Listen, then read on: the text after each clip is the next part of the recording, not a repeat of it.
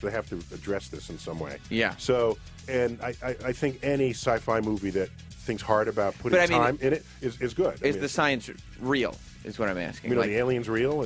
I know, he's just very childlike.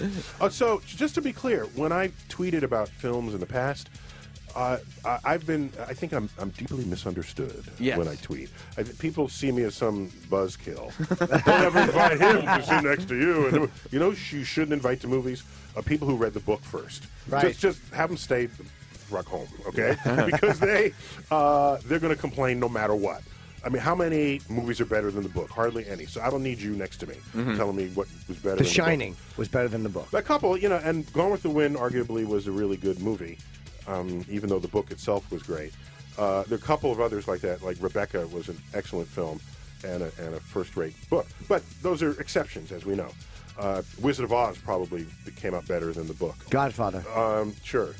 So, but that's we're handpicking them from the thousands of movies, tens of thousands of movies that are out there. So when I comment on a film, my goal, whether or not I achieve this, my goal is to connect you a little more deeply to the science that it got right, and to think about the science it might have gotten wrong. And I'm not nitpicking. There are things that you got to invent just to tell the story. I give it to you. All right, but if you invent something to tell the story, and you could have gotten real science to tell a better story, I'm going to be all up in your case. You should. And I also think that people because we don't know science, right? We don't know the science behind it, so people tend to just trust whatever's in the movie as legit science. What I want to do is hold the directors and producers accountable to getting the science right, if they can, before they take their leap of storytelling. Right. And I don't think I'm asking very much. If you watched a period film from the 50s and there was a car parked on the street from 1962 and you were a car expert, you'd have right to You'd cry say foul. something.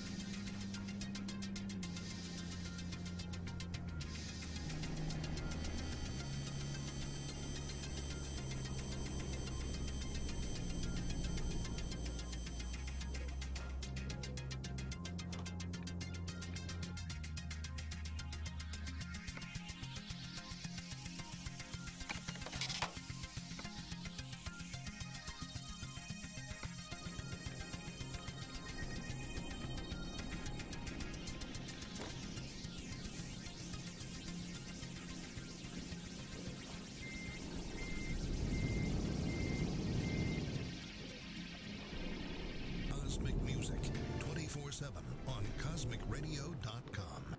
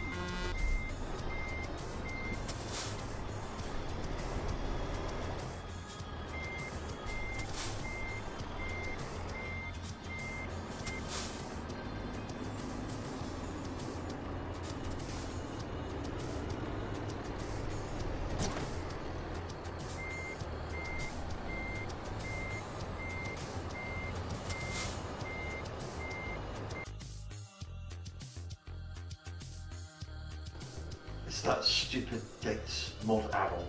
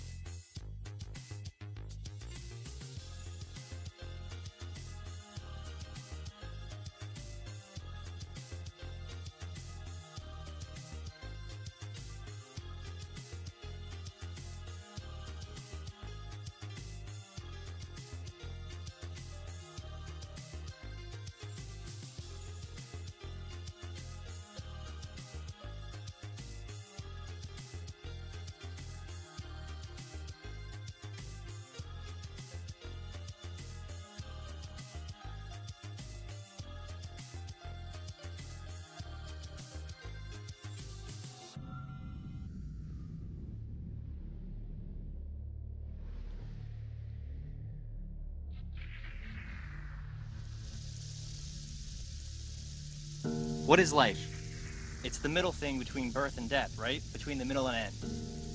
What if you're wrong about that? But now I'm not so sure I believe in beginnings and endings. In the film Arrival, directed by Denis Villeneuve, based on the Ted Chiang short science fiction story, The Story of Your Life, our curiosity thrusts us into some serious questions about how we perceive life, what causes us to perceive it the way that we do, and what do we do about it.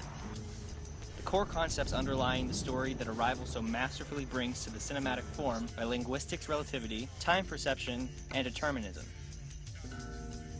The movie centers around Dr. Louise Banks, played by Amy Adams, who is one of the best linguists in the world. About halfway through the movie, she starts having visions, and the term Sapir-Whorf hypothesis is mentioned by one of her colleagues. This theory is also referred to as linguistic relativity. This concept is a real-world hypothesis that is deeply debated to this day. It was started by Edward Sapir and Benjamin Lee Whorf in studying cognitive differences between peoples exposed to different languages. A lot of examples pop up between spatial recognition between large groups of separated humans. A commonly cited example is the Mayans' description of objects are based on material rather than the English use of relative size. Also, some Australian Aboriginal tribes describe space as absolute versus the relative description used by English or Latin-based speakers. The deeper held belief that language determines cognition has been heavily refuted, but there are many studies backing up the significant amount of influence language holds on our perception. As the world becomes more and more connected, our perceptions will continue to merge, and this theory will become harder and harder to test. A huge part of the movie revolves around trying to, and oftentimes failing, to communicate with the alien species referred to as the heptapods. Heptapods use vastly different languages for speaking and writing. Their written language is a circular form without a beginning or end. We can imagine a species with a vastly different vantage point in the universe and little to no similarities in the way it evolved would have a massively different perception on the universe compared to two separate human languages. Throughout the film, Louise starts to understand the language more and more until ultimately, Are you dreaming in their language? she experiences confusing flashbacks more and more frequently as she starts understanding the language more. In this way, the movie is showing us an extreme case of linguistic relativity where she starts to perceive time as the heptapods do. Wait, isn't time constant? Although there's many discussions about time in relation to physics and other scientific realms, it's clear that the way that we perceive time is not absolute and highly flawed as a measurement. Many scientists are subscribing to the notion that time does not exist as a fourth dimension, as often mentioned in many movies. Instead, time should be considered the numerical order of material change. The way the material world acts is a lot different than the way we perceive it. Our perception is less measurable and unreliable when compared to more empirical tests. An example of this can be observed with the use of depressants and stimulants. The level of dopamine or similar neurotransmitter activities in the brain may be responsible for the overestimation of time humans feel on stimulants, like caffeine, and the underestimation of time on depressants, like alcohol. To take this a step further, imagine that time does not exist outside of your brain. In this universe, we process time linearly, forward. But outside of our space-time, from what would be a fourth dimensional perspective, time wouldn't exist. That's the perception the heptapods in Arrival live in. Through learning their language, which is timeless in form, Louise slowly starts to perceive her whole life as timeless. This leads to one very huge question. If you knew how your life was going to happen, would you change it? This question dives into the themes of determinism and the existence of free will. Do we really have control over the choices we make, or are they predetermined by an incredibly complex series of events prior to making that choice? Arrival seems to point towards a less deterministic outcome. Although Louise chooses not to change the natural course of her life, it is portrayed very much as a choice that she decides to make. I won't spoil everything, but the choice she's making is a very, very hard choice specifically for her. It's where a lot of the emotional tension in the movie comes in. It dives into some deeper existential philosophies, which are much better explained in these videos that are linked on the page and also down in the description. What do you think? If you knew how everything in your life was going to turn out, would you do things differently? Let me know in the comments below and give this video a thumbs up if you want to see more like it. Thanks for watching, and until next time, this was Craig with Sideline Pictures.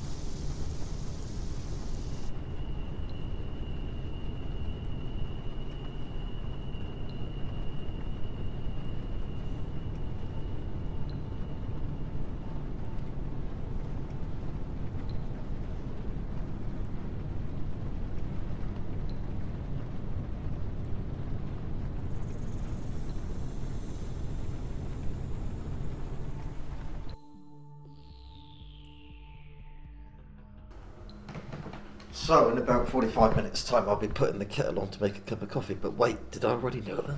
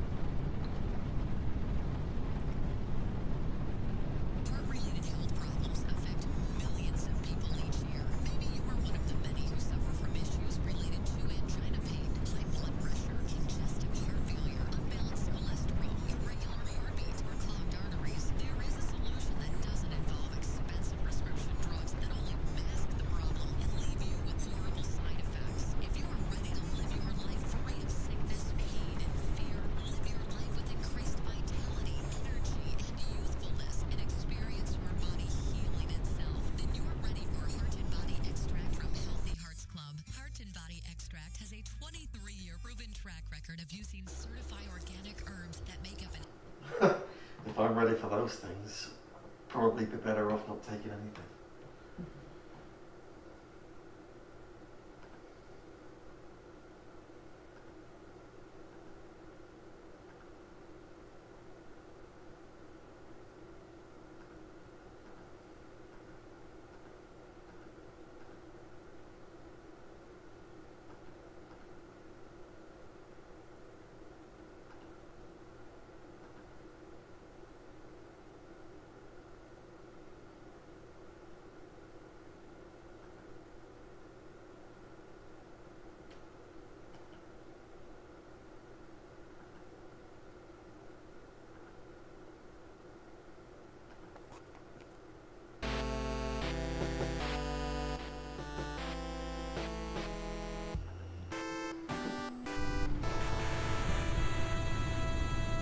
Does a human being operate differently than a computer?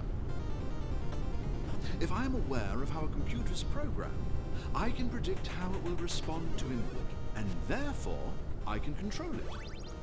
What if science could quantify our brains and reduce them to incredibly complex algorithms? Could human behavior then also be predicted?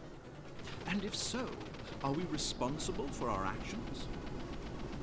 Immanuel Kant addressed this problem of determinism in his book The Critique of Practical Reason, which is about as dry as it sounds. Kant says that humans, like all else in the physical world, are subject to cause and effect. For example, if I'm ill, I will want to be healthy. Or, if I have low health, I can't help but want a health pack. However, human beings have the ability to will, and this willpower is free. Even though I'm at low health, I can deny the desire to refill it. If we weren't free, we wouldn't be able to deny our inclinations through what Kant calls the moral law. So, let's assume there are two players. Player 1 has over half health, and player 2 has almost none. Even though player 1 wants a health pack, he believes it is his duty to give it to player 2. Unlike computers, human beings know what they ought to do. Thus, his famous aphorism, ought implies can. So, if you recognize an obligation, then you are implicitly free to do it or not to do it. If humans were pure calculation like computers, there would be no sense of ought. We would just do.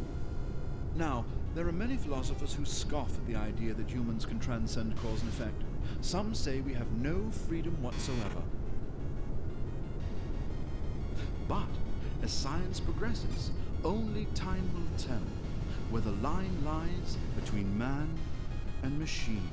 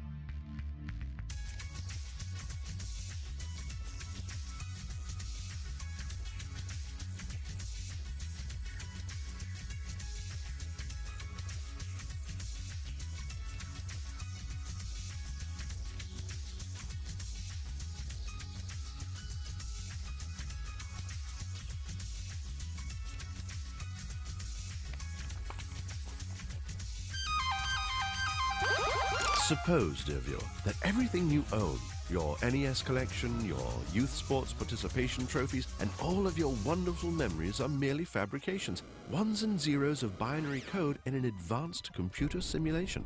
It may sound like science fiction, but is it actually possible? According to inventor and CEO Elon Musk, it's not only possible, it's almost certain. Bollocks, you say? Perhaps. Although Musk has made this simulation theory mainstream, it was proposed over 15 years ago by Swedish philosopher Nick Bostrom in his essay aptly titled, Are You Living in a Computer Simulation? A computer simulation in which the simulated people are conscious. Bostrom argues that at least one of the following three statements is true. 1. Humans will go extinct before they're able to make simulations that are indistinguishable from reality. 2.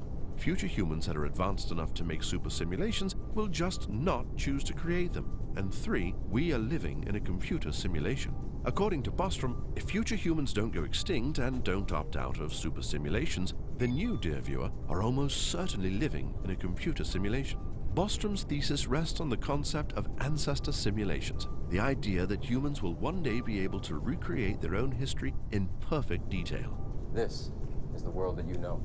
Perhaps future humans would want to pop on a VR headset and see what London was like in the 21st or 17th century, or take a trip to 12th century Mongolia and meet Genghis Khan himself. They would be so detailed that the simulated human would, for all purposes, think that their lives were real. With enough computing power, simulated people may eventually run their own simulations, and their simulations may run their own simulations, like Russian nesting dolls. When Elon Musk says that there is a billions and one chance that we are not living in a computer simulation, he does have maths on his side. Let's say that your next-door neighbor will create a simulation of you next Tuesday. If they're replaying last week in order to better figure out a way to ask you out, it would mean that there's a 50-50 shot that you are a simulated being, created for your neighbor's enjoyment. If this idea is expanded to the totality of humanity, things get a little scarier. It only takes one future person to create one replica of our reality. Let's call it Party Like It's 2017.exe to make the odds that you are living in that simulation 1 in 2. If in the future someone creates 3 different versions of Party Like It's 2017, then our odds of living in that simulation are 3 in 4, 75%. Minecraft has sold over 100 million copies in our own world. If, in the future, Party Like It's 2017 were as popular as this, your chances of living in a simulation today would be 100 million to 1, a 99.999% chance of living in a fictitious reality.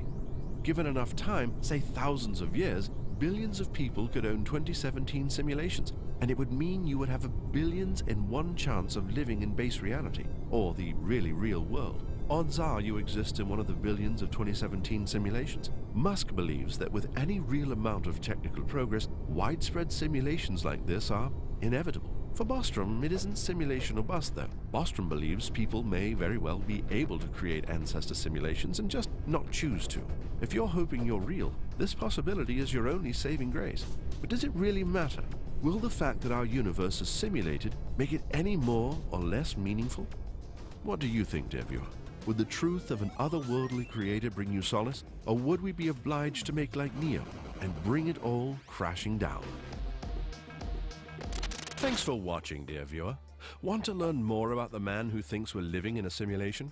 Go to audible.com/8bit and download Elon Musk, Tesla, SpaceX, and the Quest for a Fantastic Future by Ashley Vance. The biography spotlights the technology and vision of Elon Musk, the renowned entrepreneur and innovator behind SpaceX, Tesla, and SolarCity, who sold one of his internet companies, PayPal, for $1.5 billion.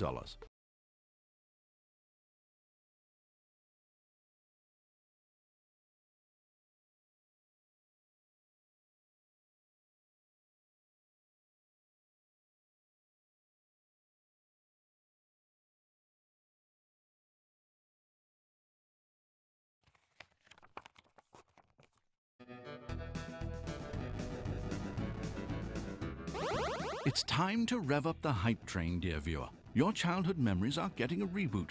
That campy horror flick, it's being remade. Your favorite 70s classic space opera, let's make it again. That 80s cartoon imploring you not to do drugs, nobody asked, but let's make a sequel. With all of these reboots, you're likely either to be excited to relive your idealized childhood or infuriated that Hollywood just won't leave it alone. It's obvious there's a specter haunting popular culture, the specter of nostalgia.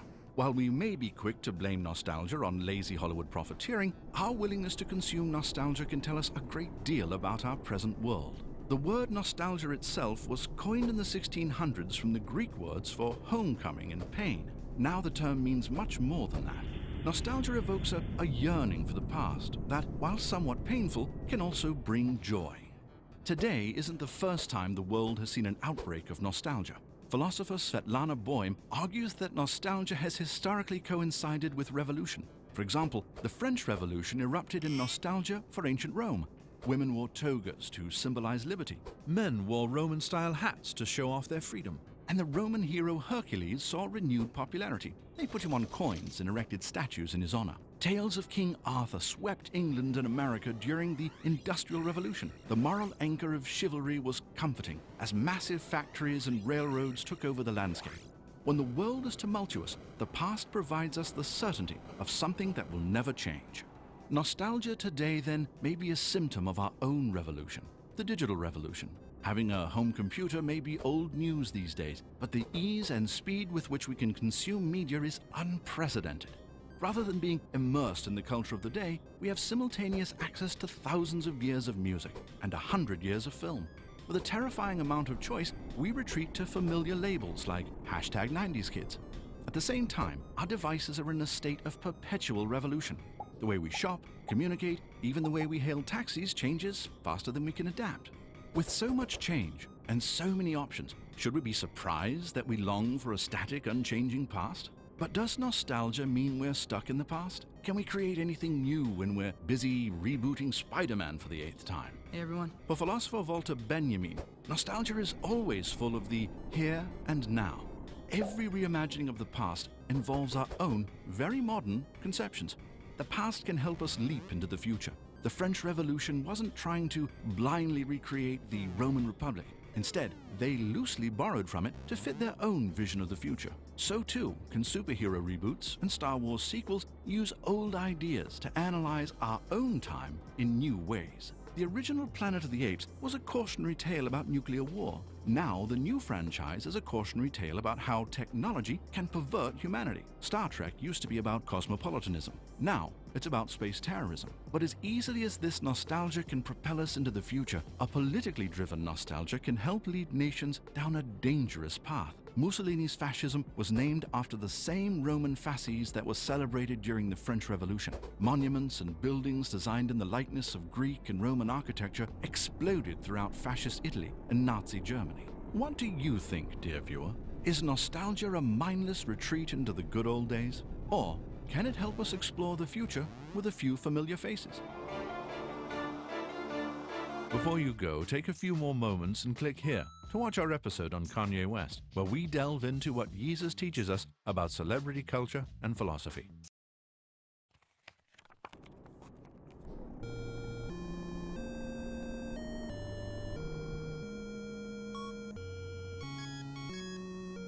Ponder this, my friends. If you were born inside of a box with the thought of a world outside it, a world that is more real, ever enter your mind? Considered one of philosophy's greatest writers, Plato asked just this sort of question in his famous Allegory of the Cave. Imagine a group of people born into a cave, chained by their legs and necks, facing the back wall. The only thing they can see are shadows cast by a fire behind them. And since they've never seen the actual objects, they think the shadows are real. But what would happen if one of the prisoners were to be set free? When he turns round and sees the objects, will he know that the shadows are a lesser copy of reality? And when he eventually leaves the cave and sees the sun and nature for the first time, would his mind not be completely blown? But wait a sec. If the objects are more real than the shadows, how do we know there isn't something more real than the objects? The ultimate reality is what Plato calls the realm of the forms. It is eternal, unchangeable. It is the realm of being, of what is. Our world, on the other hand, is the world of becoming, of change and what we perceive, where everything is constantly becoming something else.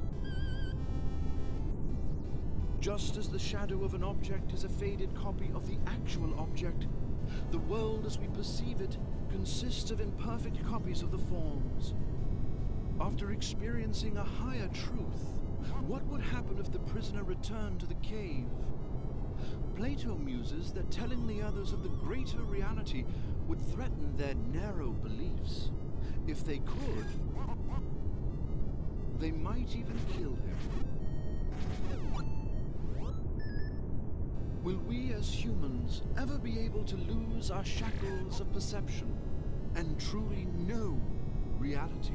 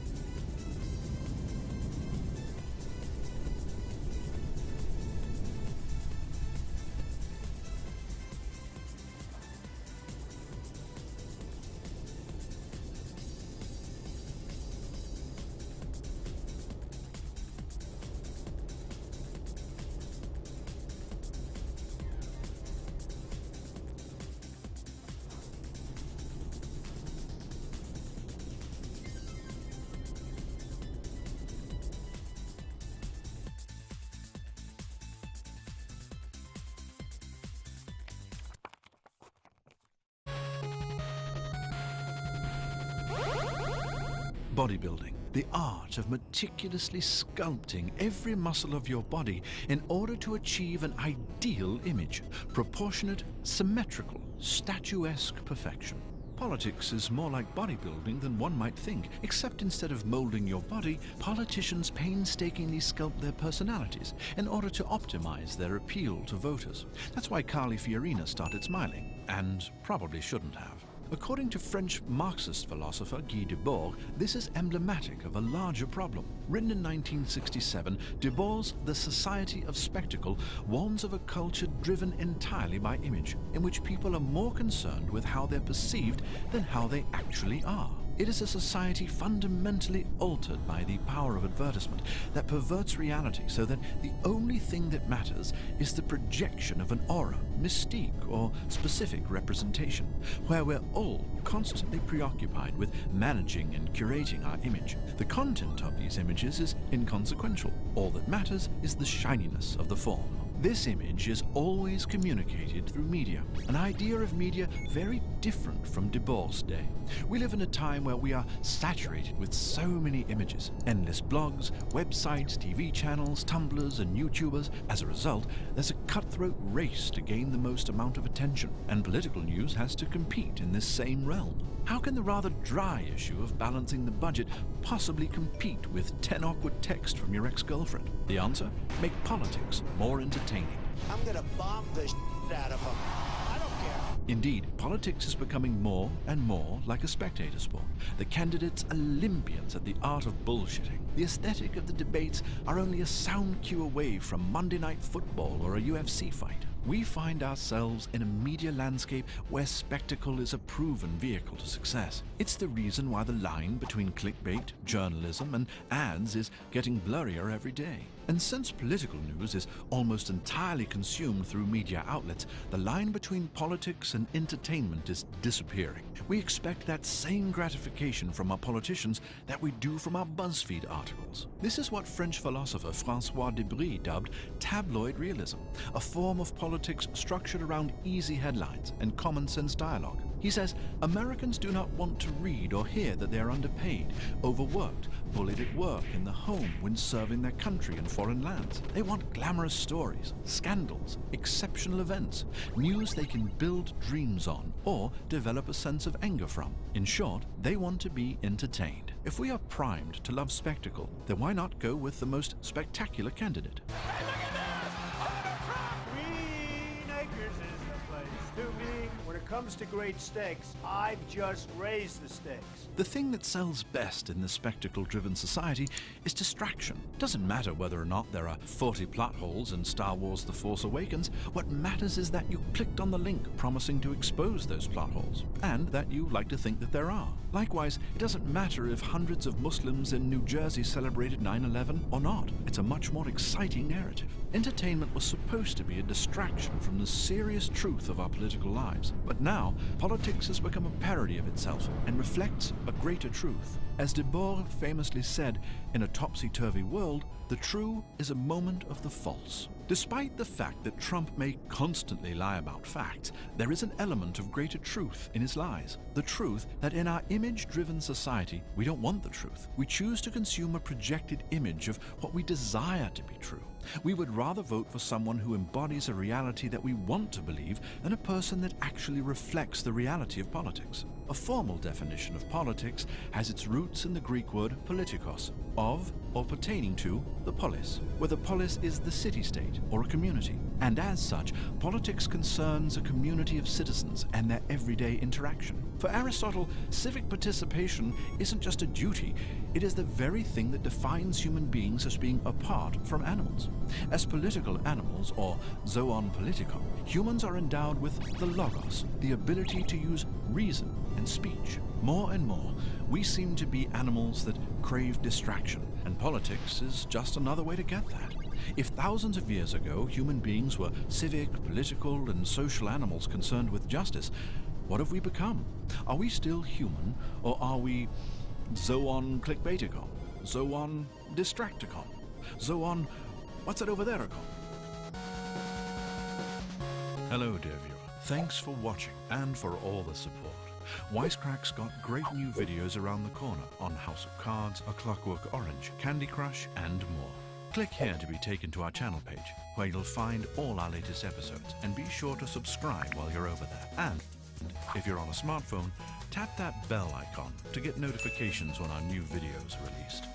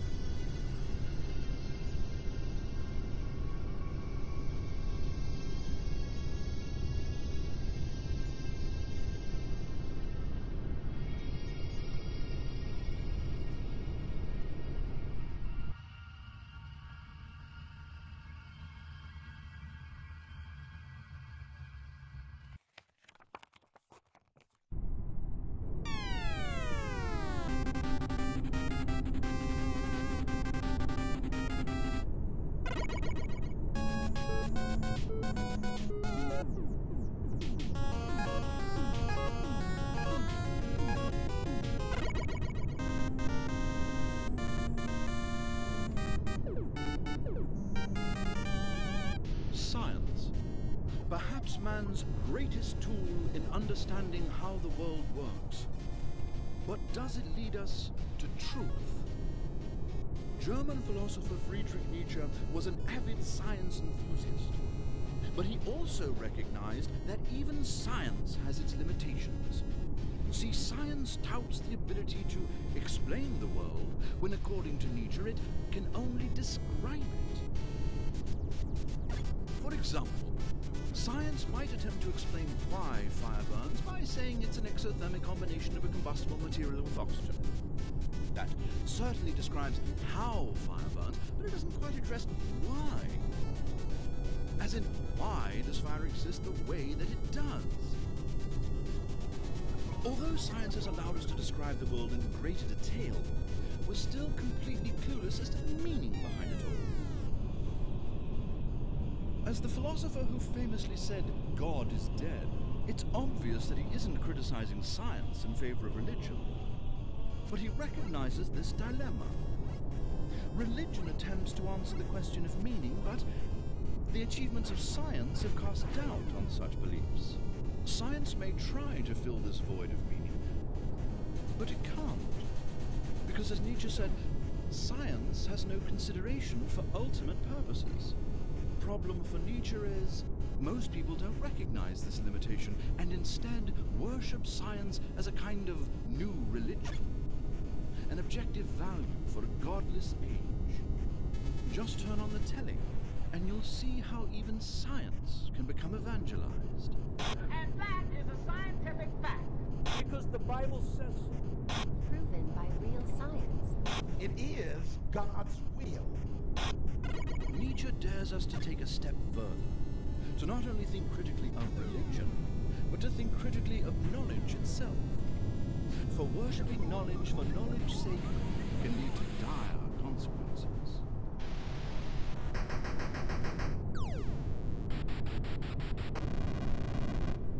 As he said, man shouldn't be the servant of knowledge. Knowledge should be the servant of man.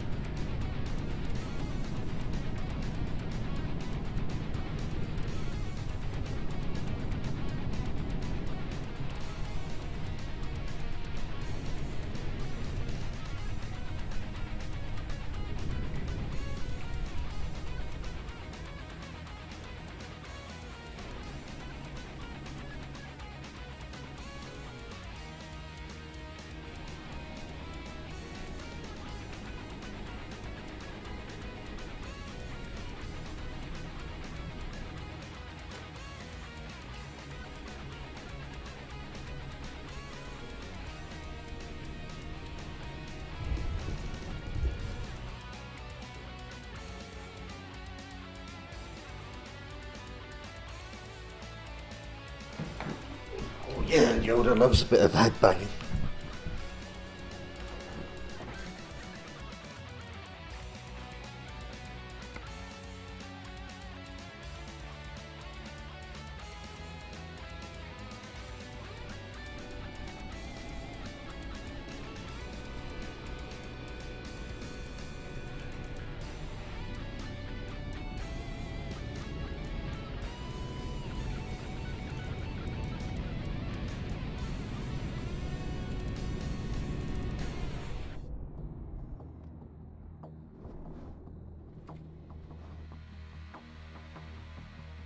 How the frick do I put it in there?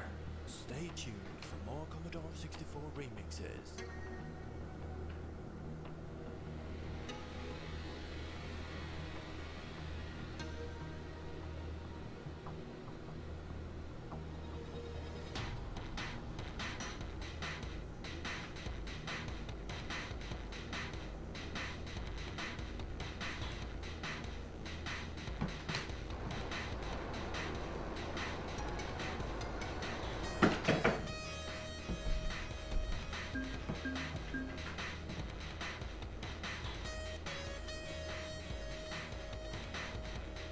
This video is brought to you by Squarespace, helping you make beautiful websites quickly and easily.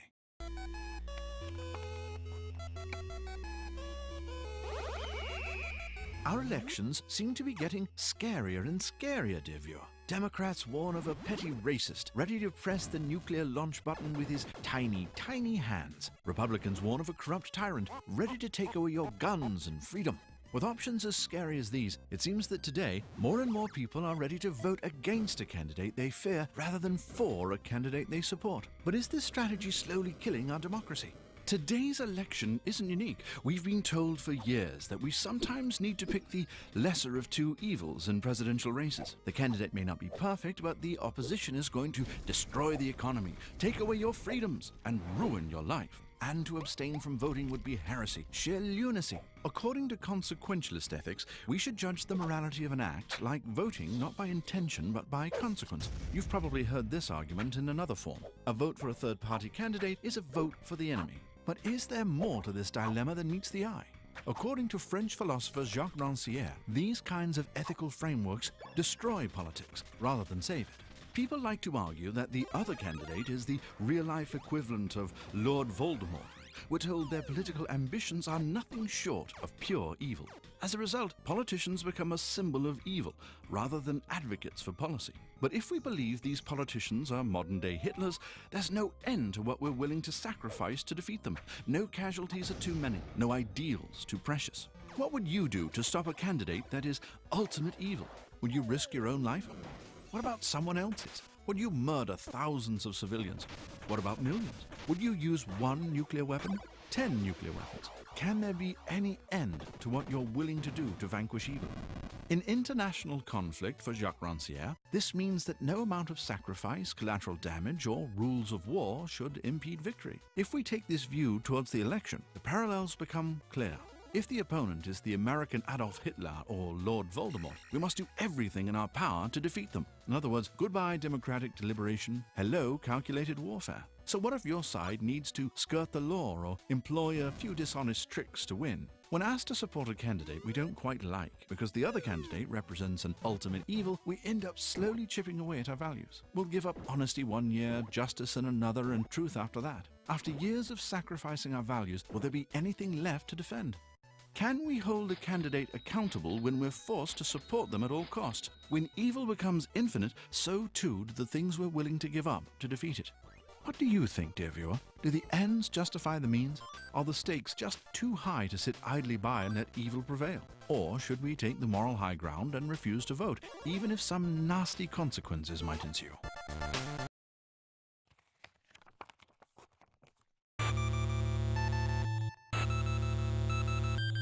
This is Samus, Defender of the Galaxy. But for those of you that don't know, Samus is a woman. To many who played this game in 1986, this revelation was quite shocking. But why? French existentialist philosopher Simone Lucie Ernestine Marie Bertrand de Beauvoir, or simply Simone de Beauvoir, sought to answer the question, what does it mean to be a woman? In her book, The Second Sex, she famously asserted that woman is other. Woman is not man, and man has historically defined what it means to be human. As such, woman lives with the reality of gender oppression.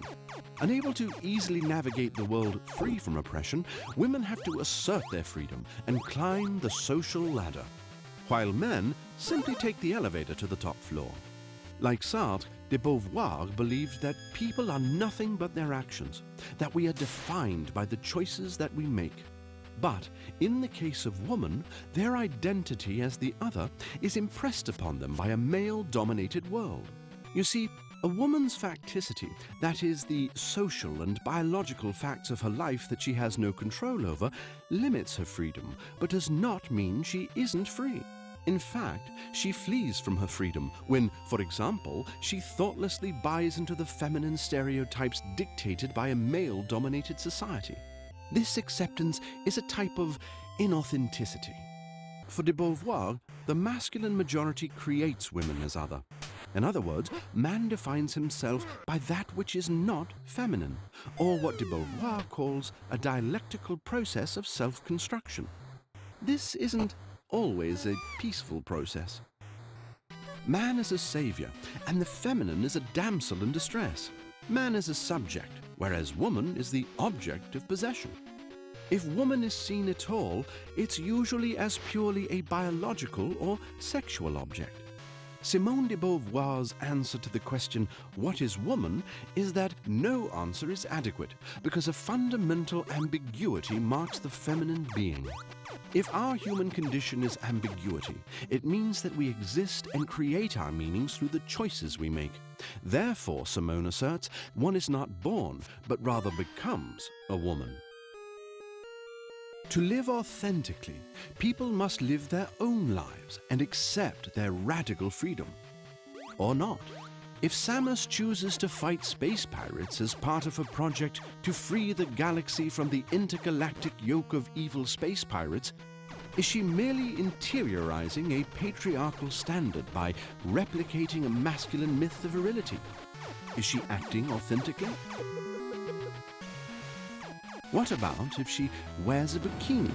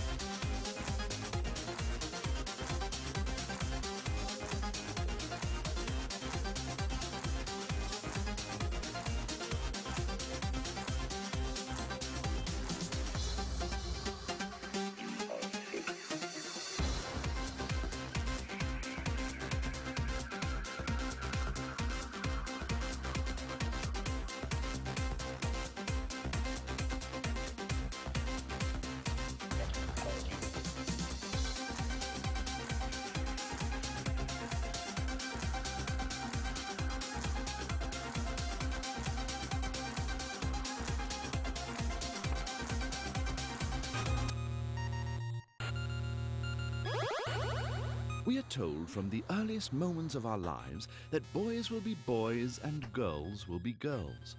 News stories about gender are everywhere today. Should people declared men at birth be allowed into women-only colleges? Can I use whatever washroom I fancy? Can women become men? According to American philosopher Judith Butler, these conversations miss an important point. Gender is a lot messier than we'd like to think. Gender is a sort of script that society expects us to act out. Women have long hair, they wear bikinis, they walk and talk, they even sit like women. And men are expected to be manly. They walk like men, they talk like men, they pump iron, and they certainly don't get caught up with anything girly. Even 100 years ago, it was perfectly normal for women to have body hair and boys to wear pink dresses. Norms have changed with society. Society assumes that girls act like girls because of hormones or because their brains are just different. But these gender roles are, according to Butler, determined by society. From the moment the doctor declares it's a girl, we're expected and compelled to act like our gender. Girls are supposed to play with purple ponies and dolls, while boys get spaceships and G.I. Joes. Gender is the narrative we ascribe to anatomy, and there's plenty of people who don't fit into either category. Our ideal man and woman are fictions, and they're constantly breaking down. We know of women who prefer swords and sports, and men who prefer dresses and poetry. For Butler, gender is performative. We act it out every day in our mannerisms, our speech and our thoughts. And when we act it out, we're not just putting on a show. We're consolidating and actively constructing these gender identities. Gender is not just an identity, it's a ritual. If gender is performative, then perhaps our best course of action is to refuse to perform differently, or even laugh at it. When we refuse to perform our gender script, the neat binary between men and women starts to fall apart. We see people with male anatomy who want to identify as female, and vice versa. For some, that means seeking surgery to change their anatomy. This begs the question, what is a real woman? To which Butler responds, there is none. Many others are quite content existing in a grey area between sexes and genders. It's this in-between area which exposes that gender is fluid. Identities serve to restrict our very being and exclude those who don't conveniently fit into the binary of men and women, such as homosexuals and transgender people. So the question is not can boys act like girls, but, as Butler may ask, should the category of boys and girls even exist? Hello, dear viewer. Have you ever heard of Stephen King's It? Well, not only is it awesome, but maybe there's a movie in the works. I don't know, it's kind of shaky. Anyway, you can stay ahead of the curve by visiting our sponsors at Audible and listen to the book before the movie comes out. And if you go to audible.com/8bit, they'll give you an audiobook for free.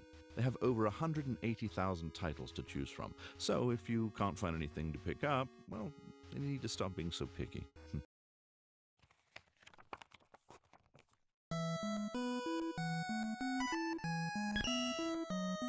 If one were to tell you, time is a flat circle, you may rightfully say, I said, Nietzsche, shut the up. Perhaps the phrase, time is a flat circle, means that the universe is cyclical, that time loops back on itself over and over and over again, like a snake swallowing its own tail. Or perhaps it refers to Nietzsche's concept of eternal recurrence, which, contrary to how it may sound, is not a theory on the nature of the universe at all. Rather, eternal recurrence is a thought experiment that asks, what if every moment, every minute detail of your life is destined to endlessly return exactly as it is now? Referred to by Nietzsche as the formula for human greatness, the eternal return is a test of one's strength of character.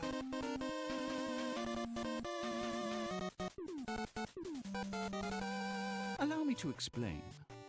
Nearly blind and tormented by constant migraines, Nietzsche thought that existence was endless suffering, like dropping onto deadly spikes, plummeting to your doom, or being pressed to death.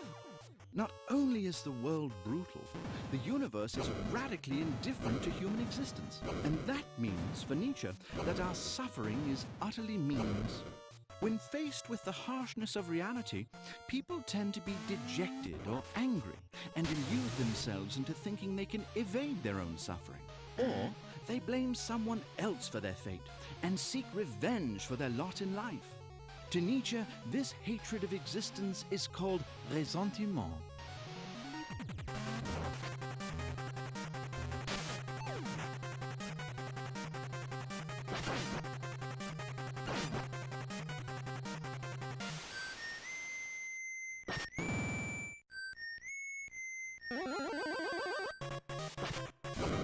But no amount of revenge changes the reality of the inevitability of suffering and death.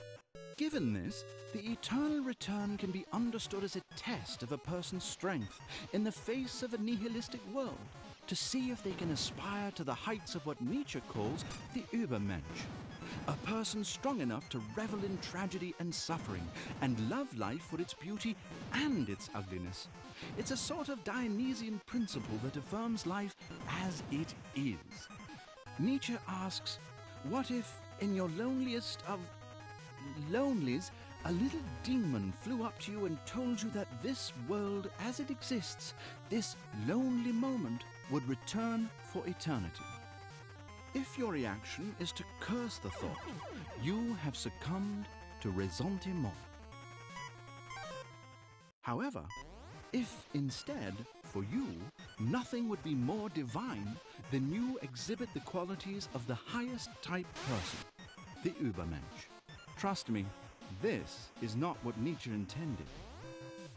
So now the question becomes, how would you have to live in order to desire repeating every moment endlessly? Have provided fascinating results.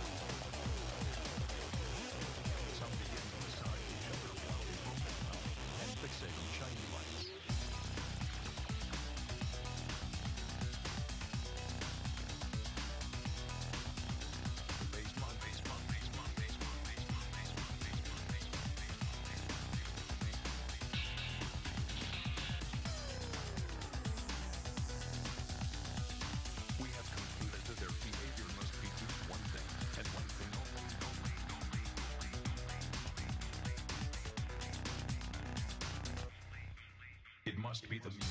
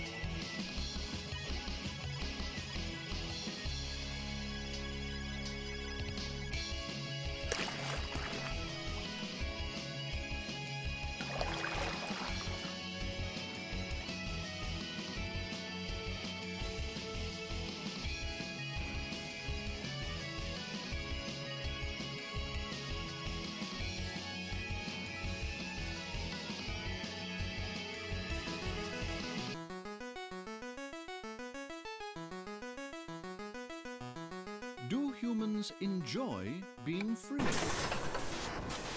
Existentialist Jean-Paul Sartre claimed that because there is no God, we are condemned to be free. In his essay, Existentialism is a Humanism, Sartre famously said that existence precedes essence. In other words, one first exists, and then one invents one's self through the choices he makes. But such freedom can be quite daunting and leads to feelings of abandonment, despair, and forlornness. For not only is there no God to guide us, but our total freedom means each one of us is solely responsible for what he becomes. Sartre says that to alleviate this burden of choice, we will attempt to deceive ourselves by acting as if we are not free, or what he calls acting in bad faith. Consider a situation in which a woman contemplates leaving her husband for her lover. Is she prepared to face the consequences of such a critical choice? A choice that only she can make? Instead of choosing, she may lure them to a confrontation, during which she will idly allow them to fight over her. The hope is one will prevail. By relinquishing her choice, she leaves it up to somebody else to define who she is, and thus she acts in bad faith. In fact, every second of the day we make choices that define us. The self is constantly changing, always an open question. For example, one may perform a certain job, such as a knight, but one is never identical to one's role. Imagine a man named Nigel has the job of being a mage. A mage's role is easily defined. One casts black magic to vanquish their enemies. But when he does this, is he making the choice as Nigel or as a mage? If he chooses to merely equate himself with his role of mage, he will execute his actions in a mechanical, overzealous way. He doesn't actually choose his actions as his own. Rather, he merely acts in accordance with how people expect a mage to act. Thus, he is in bad faith. But is choosing not to choose not also a choice? However we may try to delude ourselves, there is no escaping our freedom.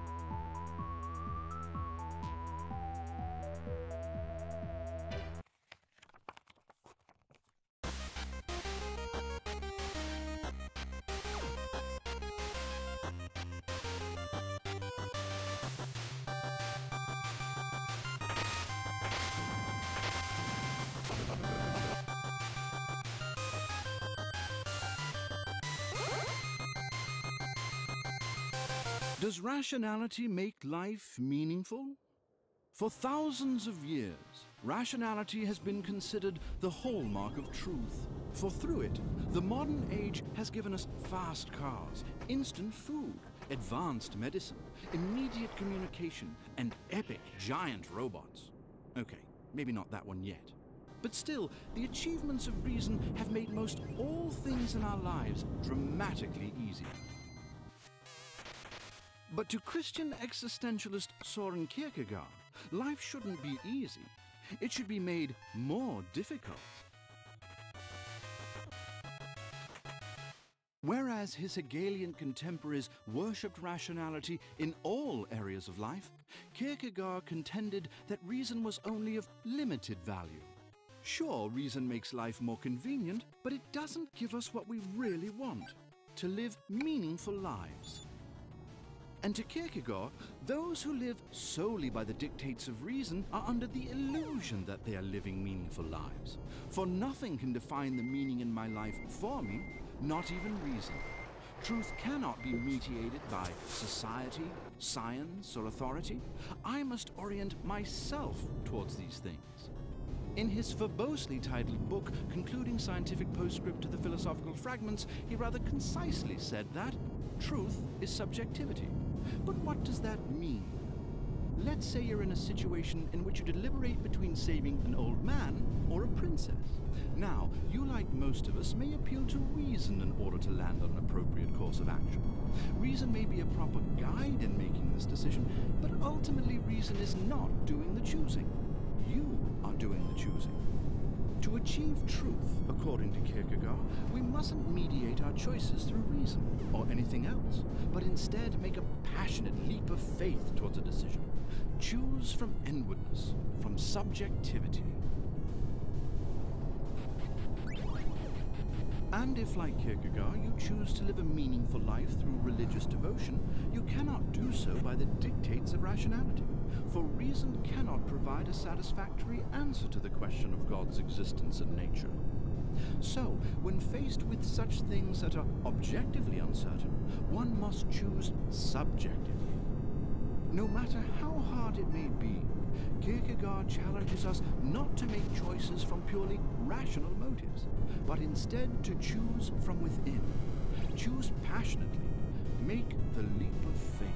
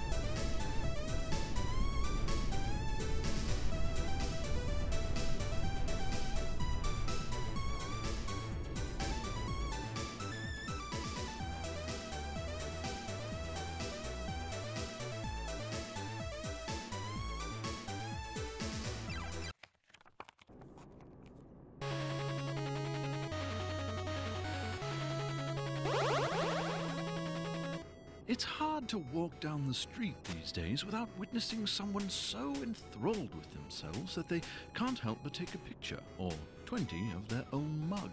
The compulsion to take selfies is a relatively new development in society, a progression from the days when one had to rely on strangers to snap the perfect picture. Selfies have become a way to narrate our own existence. We post them on social media and frantically hit refresh to see who's liked it, desperately seeking validation. Despite the novelty of it all, the impetus behind taking selfies is quite old. Taking selfies isn't just about avoiding interaction with strangers, it's a mandate to give meaning to our behavior, to confess the truth of our inner existence. French philosopher Michel Foucault argues that we have become a confessing society. Unlike some who argue that we're hoodwinked by those in power to believe some official truth, Foucault argues that the confession generates these truths within ourselves.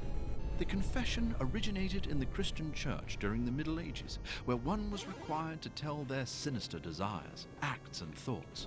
The confession was a ritual that changes the person who articulates it. It exonerates, redeems, and purifies them. The power lies with the priest, who listens yet says nothing. In this act, it is the confessor who admits to wrongdoing, not an authority who accuses one of a crime. That, dear viewer, happens to be a very effective way to make sure that people aren't up to no good. It is so effective that the act of confession then spread to our schools, hospitals, even to our families. We began to confess about more and more, not just our crimes, but our ailments, our motivations, our dreams. Confession became so ubiquitous that we internalized it. We're no longer looking for validation from a priest, but in the eyes of our peers. We love to talk about ourselves. We no longer need to be compelled to. We have saddled ourselves with the obligation to tell the story of who we really are, and what better way than a quick selfie in the restroom? Foucault uses the confession to illustrate one of the ways in which power is fragmented. While many would argue that power emanates from the top downwards, Foucault argues it also emanates upward from ourselves. There exists the prevalent idea that today we are more free to discuss sex, drugs, and rock and roll than our prudish past. Not so, argues Foucault. After all, the confessional demanded we enumerate our sins in the most vivid descriptions. Later, in Victorian England, doctors and their patients couldn't stop talking about those naughty behaviors. It was never a question of not talking about these things, it was always a question of when, where, and how we could talk about them. The way that we talk about ourselves is both dictated by power and, at the same time, creates power. Power isn't a bad guy that needs to be defeated. It's a set of relations that determines how we think, talk, and act, what can and cannot be said. How must we say it? Every time we take a selfie, we're confessing to society and participating in those very same relations. These things aren't simply determined by a bureau of selfies, but in the truth that we produce as we talk about and take pictures of ourselves. When we take selfies, are we simply exercising our freedom of expression? Or are we confessing to the world around us in a way that limits us? What inner truth do your selfies reveal, dear viewer? Hello, dear.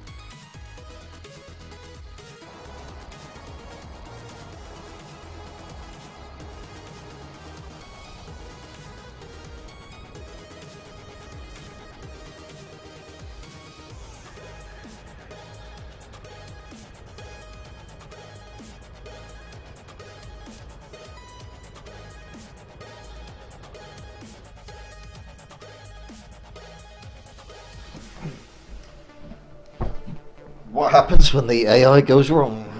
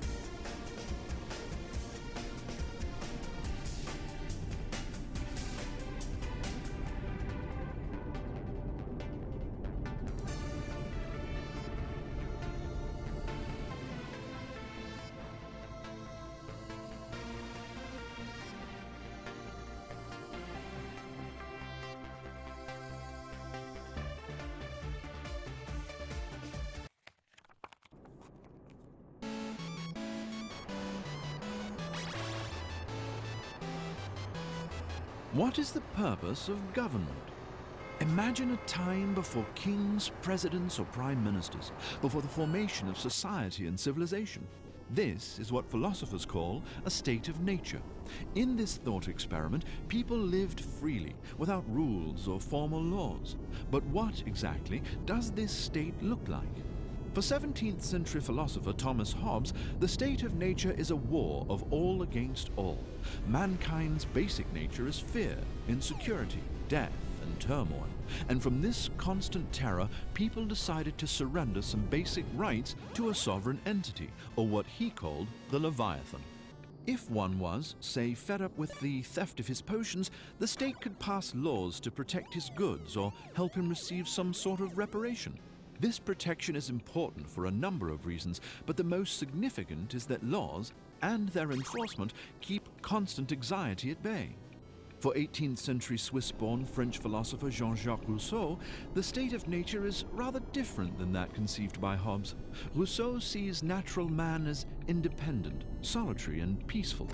Rousseau thought people were much better off without government. With the creation of agriculture, private property, and the division of labor, however, came inequalities. Unequal access to resources created tension, enmity, and envy. People started to become aware of their limited material situation and lack of upward mobility. They became aware of their unfreedom. This led Rousseau to claim that man is born free and is everywhere in chains. While both philosophers describe the state of nature as a sort of beastly existence absent any morality, they disagree on some fundamentals. Rousseau sees the Hobbesian model as leading to despotism, in which people have no choice but to turn to a third party to secure basic needs. Consequently, they do not freely choose their leaders. Rousseau argues that rather than choosing leaders out of fear, people choose to give up some power and rights, at least so that citizens can be equal. Rousseau dictated that decisions ought to be made for the sake of everyone, instead of a few. This would require that people follow a rule of law that they would follow on their own anyway. For Rousseau, people are better without government, because society means unfreedom and oppression. Whether out of fear or for the sake of equality, the consent to be ruled is called the social contract. So, listeners, I ask, who has it right? Do people need to be kept in line, or should they remain free to do as they wish?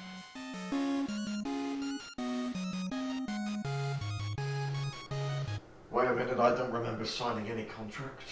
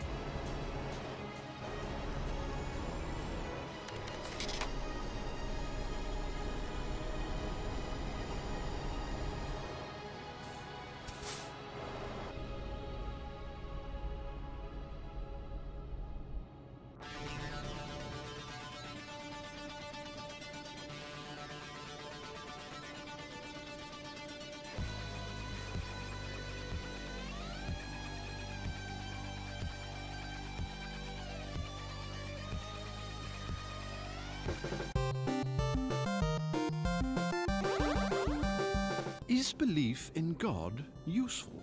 Imagine that Leonardo, ever the devout believer, receives a message from Splinter, who says that God wants Leonardo to do something incomprehensible. You must take your youngest mutant, Michelangelo, to the top of the Empire State Building and sacrifice him. Utterly devastated, but equally unwilling to believe the message is a hoax, Leonardo takes the happy-go-lucky Michelangelo to the Empire State Building. Fortunately for him, at the last moment, Leonardo's hand is stayed when an alternate sacrifice suddenly appears. He does not have to sacrifice his beloved Michelangelo. Leonardo is relieved that his devotion was rewarded, while Michelangelo can't understand how Leonardo could buy into such nonsense. Splinter's message couldn't possibly be from God, and if there is a God, he would never ask Leonardo to do something so horrific, right? For American philosopher William James, the question of belief in God is one of the most important questions we will ever consider. Lots of people already believe, and lots don't, so depending on who you talk to, believing is considered like, well, of course he's real, or like, please, what sort of idiot believes this crap? When pressed on their reasoning for the matter of their belief, the believer and the non-believer can come up with equally compelling arguments. For James, a belief's value resides in how it cashes out, not whether it's true in some objective sense. In other words, how useful believing is. Rationality and empirical evidence are no help with deciding our belief because, as one philosopher said, you can't poke God with a stick. Consequently, James thinks it's acceptable to believe in something despite its lack of scientific rigor. In other words, our emotional nature comes into play on certain beliefs. Belief in God, then, is a matter not of logic or science, but of volition, of will. But it's not a mere matter of believing because it makes you feel good. It's a matter of taking the option seriously. For example, you can entertain the fact that fairies exist, but there is no risk attached to it. James would call this a dead hypothesis. Not so with deciding whether or not you believe in God. The choice you make is a big deal. It impacts your life in profound ways. In a time in which we worship reason and scientific method, it's easy to dismiss anything that doesn't rely completely on evidence and rationality. But to James, our will to believe is a legitimate option that should not and cannot be dismissed. So, dear viewer, the pragmatic question is, are you better off believing or not?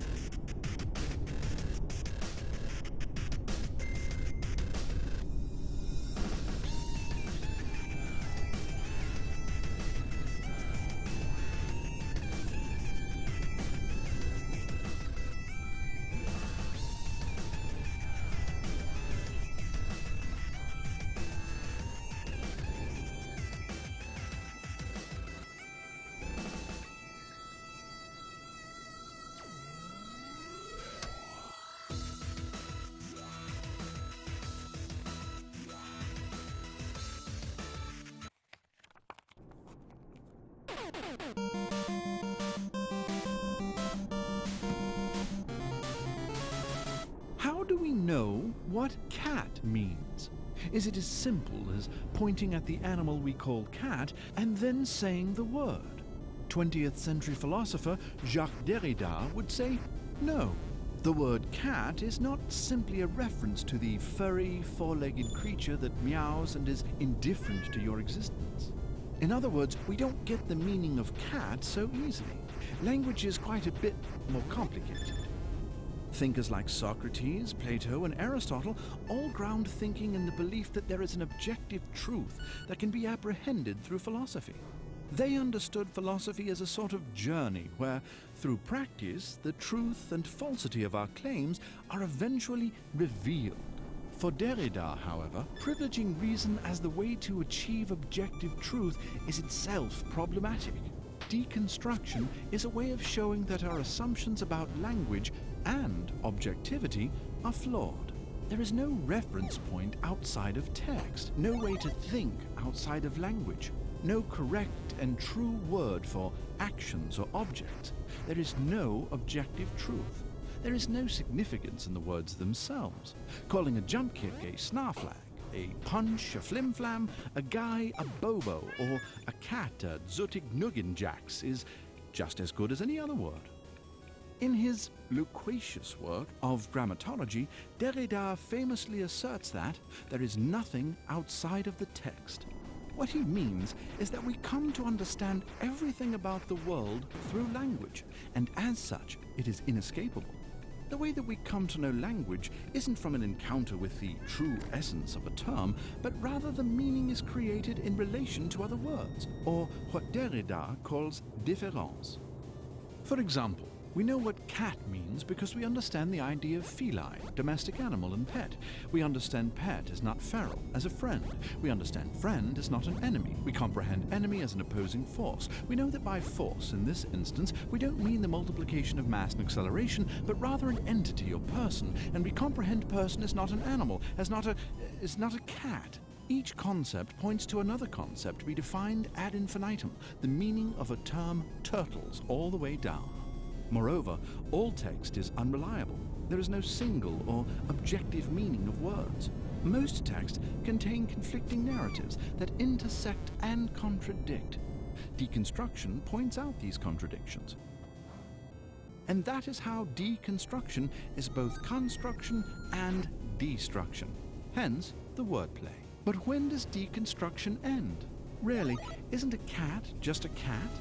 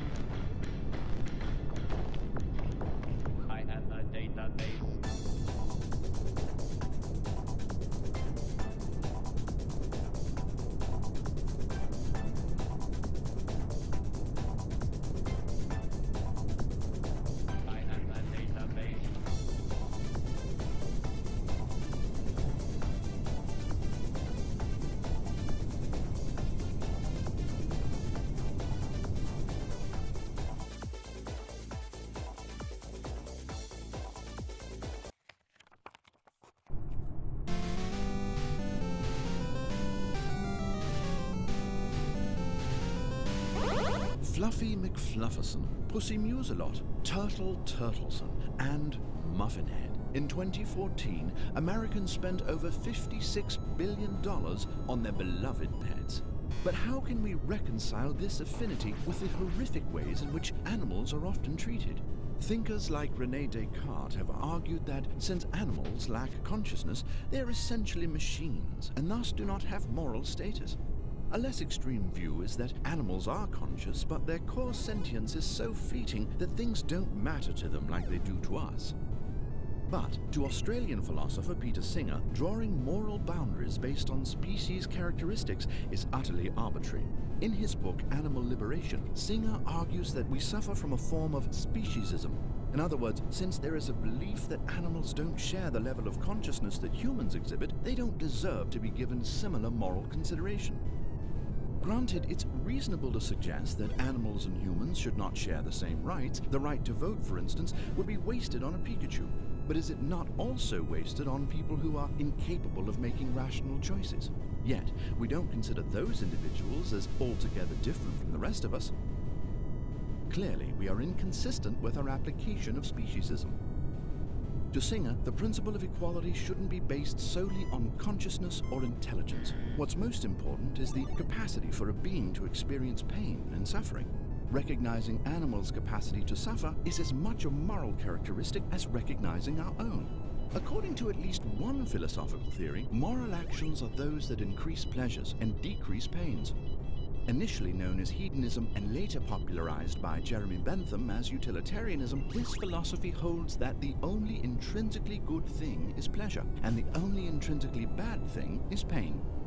Hence, inflicting pain, whether it be against humans or animals, is wrong.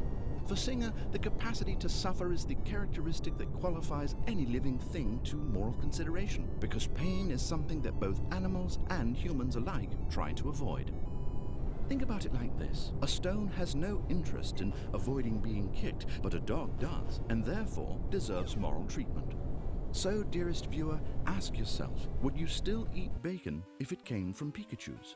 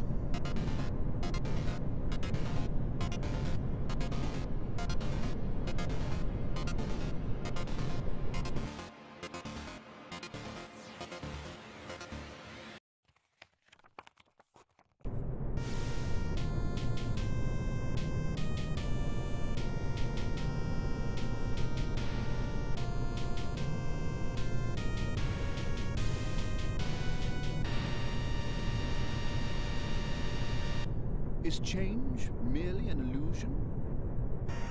In the 5th century BC, Greek philosopher Parmenides proposed that the universe was not made of many things, but rather is a single indivisible substance. An eternal now that encompasses all time and all entities. And if the universe is one, then all change is impossible. For the very idea of change suggests something transforming from one state to another. But since, according to Parmenides, all states occur simultaneously, change is impossible. After receiving heavy criticism from his contemporaries, Parmenides' student Zeno of Aelia came to his defense by creating a series of paradoxes that seek to prove that time and change are, in fact, utter nonsense.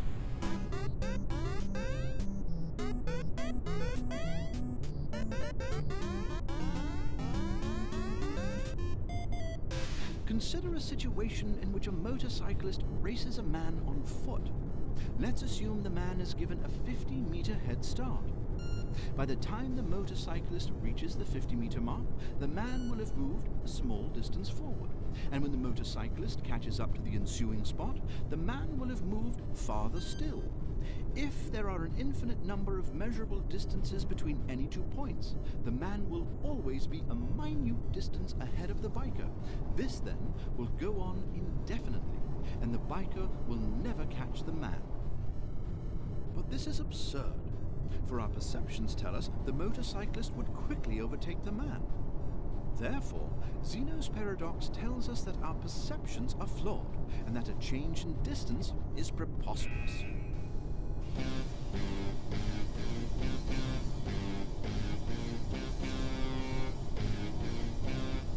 In another of his paradoxes, Zeno talks of an arrow being shot at a target. If it takes the arrow 1 second to travel 60 feet, it would take 0.5 seconds to travel half that distance, a quarter second to travel half that distance, and so on. If this process continues, we will eventually reach a unit of time during which the arrow will occupy a space at complete rest. Let's call this unit of durationless time a moment. If the arrow's trajectory is the sum of these stationary moments, then how will the arrow ever reach its target? And thus, motion is nonsensical. Zeno's paradoxes have challenged scholars, philosophers, and mathematicians for over 2,500 years. If nothing else, they force us to continuously reconsider our reasoning about the nature of space and time.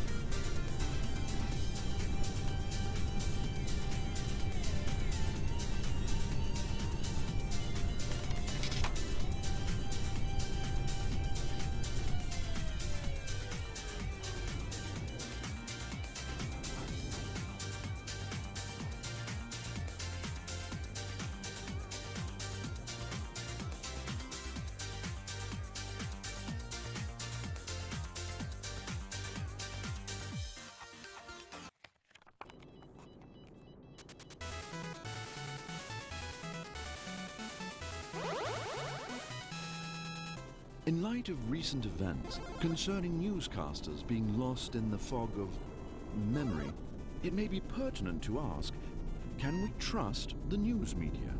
For proclaimed priest of postmodernism, Jean Baudrillard, it isn't lack of access to information that renders the news meaningless. It's the proliferation of images that makes it so untrustworthy. Depending on where you get your news, you'll see evidence that climate change is a myth or a serious problem. Enough searching reveals that Paul McCartney is really dead. Stanley Kubrick faked the moon landing, and 9/11 was an inside job. If you look hard enough, you can find the contrapositive, underside, or opposite of any event. These multiple interpretations don't make the world more accessible. The explosion of information, of events, makes the ability to understand the world nearly impossible. The camera lens makes every image suspect. War is reduced to theater, disease into telethon, hunger into magazine covers. It makes the most atrocious events questionable. Every image is possibly staged, recreated, simulated for a political end or to push a product. There are hundreds of news channels, all competing for viewers, followers, and hashtaggers. Media and advertising operate on the same wavelength, and as a result, the line between reality, marketing, and news is nearly impossible to discern. Media outlets and advertisers compete to keep people glued to their couches, perpetually titillated by the explosion of content on the screen. It's the selling of a lifestyle, a promise of access to the truth as something to produce meaning. It's why reporters appear at the scene of crimes, embed themselves with military units during war, and stand on the banks of oceans during hurricanes. The signs of disasters are images to be consumed. While our lives may be utterly boring and meaningless, the nightly news reports that there are in fact places where things take place. It sells the promise that meaningful things do happen. They broadcast stories of actual events, but far from giving viewers access to the world, the media creates a copy of an event. They create non-events, Xerox copies of reality that are easily ingested by a society that has been trained to accept advertising, suggestion, and disinformation. For Baudrillard, we're complicit in this disinformation campaign. People willingly choose deception. The masses want to be tricked, fooled, and distracted from the reality of their lives. Simply put, we prefer the copy of reality. In the world of social media, we are no longer passive spectators. We interact, create, and dictate news. We are the screen, the editor, reporter, and subscriber all at once. So, dearest viewer, if Sylvester Stallone is in the Boxing Hall of Fame as Rocky Balboa, and if people still believe the lie that wrestling is real, how are we ever supposed to find out if Paul McCartney is alive?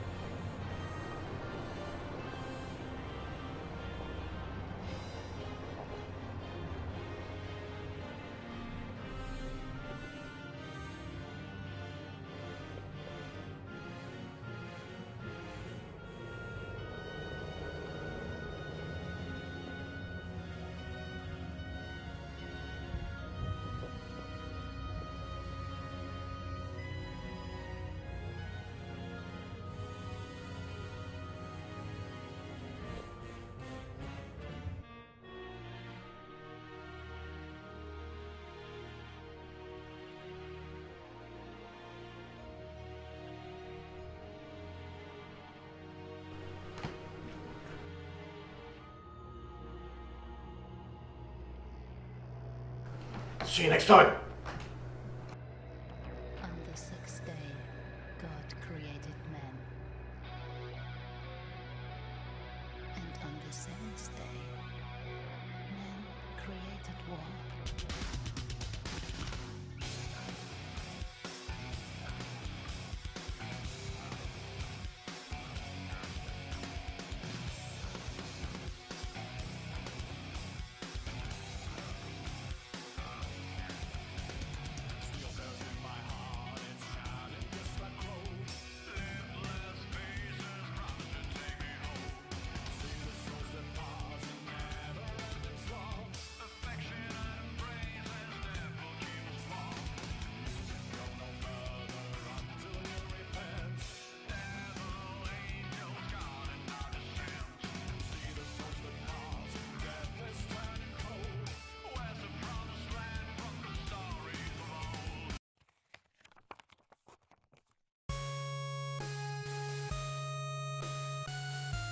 Why do haters hate?